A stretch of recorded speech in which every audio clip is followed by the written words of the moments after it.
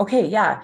No, I am a constant reflector. Like I was saying, if I teach A30 in two periods in a day and I do it in period one and it goes terribly, I'm changing that lesson for the next period in some capacity.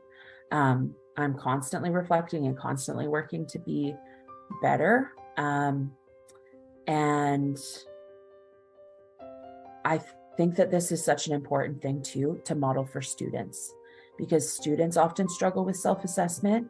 And so I really try to vocalize that process for my students. So if I have, say we're working on an assignment or working on something, and we've gone a few days and I can tell kids are disengaged, and probably I'm disengaged too at that point, I will come to school the next day and I'll say, okay, this isn't going well. We're going to change this.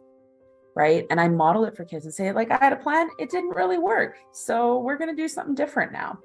And I step back and I don't want the time in my class to be wasted time. And when kids are disengaged, when they're bored, when they're just doing things for compliance, that's wasted time, in my opinion. And so I'm constantly working to make those minutes matter. And I think that in terms of reevaluating a teaching style, it's just like anything else. We reevaluate it when we realize it sucks, right? Like when we realize something's not working, we're like, oh, maybe I should think about this again. Sometimes it comes from, oh, this is working, but I heard something new and I think I could incorporate that and make it better.